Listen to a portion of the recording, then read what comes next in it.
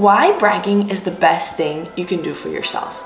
A lot of us grew up in societies where self-deprecating humor was the norm. And that way of functioning comes from a good place. We don't want people to become these arrogant who have a completely misguided view of themselves. But I believe that our intention of keeping people humble has gone way too far. So imagine if you met me and I said, "Hello, my name is Masha. I'm beautiful, very successful, very smart." How would you feel? We have an inherent repulsion to bragging, but is it really that bad? In my opinion, this self-deprecating attitude and inability to give yourself a compliment is the source of 99% of our problems. Because as humans, all we want is to be loved, accepted, and valued. But how can we ever be loved, accepted, and valued if we don't do that for ourselves? Because there could be 1,000 people telling you that you're smart, amazing, unbelievable, super talented, but if you don't believe it, you're never gonna absorb their compliments. And vice versa. If you have a vision and you believe in something really deeply, there could be 1,000 people telling you you're wrong, but you will still achieve your goal. Like the movie 14 Peaks, for example, and there's, countless examples in the history of humanity, because we have a bias to find the things that confirm our beliefs. So again, if we believe that we're not great and everyone's saying we're awesome, we're just not gonna see those examples. So it is our mission to retrain our brain to see the positive in ourselves, because if we're unable to see the positive in ourselves, we won't be able to see the positive in other people, and especially in situations. Because if we have that scarcity mindset about things you have, it's definitely going to translate to your experiences in the world, because how you do anything is how you do everything. So a great exercise to get past this is to find a person who's really invested in your growth and to brag for 10 minutes, talk about all the wonderful things that happened to you in the last week, to talk about all the good qualities you've developed, things that you have that you love about yourself, and then have them do it back to you. So right away, when you start, you'll see the deep inherent conditioning that we have against doing that. So I was on a call with a few friends and we're practicing this, and it was a big group of people, and they asked me to talk positively about myself, and I had the biggest resistance to it. So this just shows how we've been conditioned out of it and how important it is for us to get back to it. So this brings us to the objectors, to the haters. There's a reason we don't brag. People become annoying that have an inflated image of themselves. But in reality, people do better when they feel good about themselves.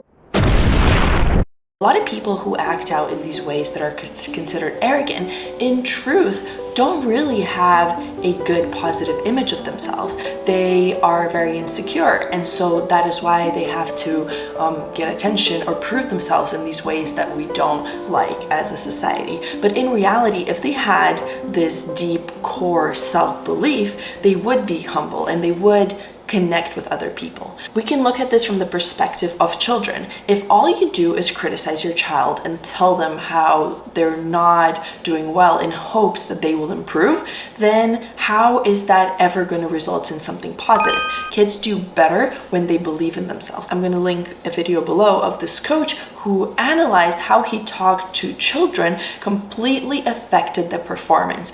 When he criticized them and pointed out things they did wrong on a video when they were analyzing it, next time they did a lot worse because he planted that seed of self-doubt in them. However, when he complimented them and complimented things that either they or other players did well, they played a lot better because their brains got wired to focus on what they're going towards, not what they're running away from. So this lack of being able to talk positively about yourself and give yourself compliments actually has a much deeper, much darker side and far-reaching consequences that go into how you interact with the world at large, not just yourself.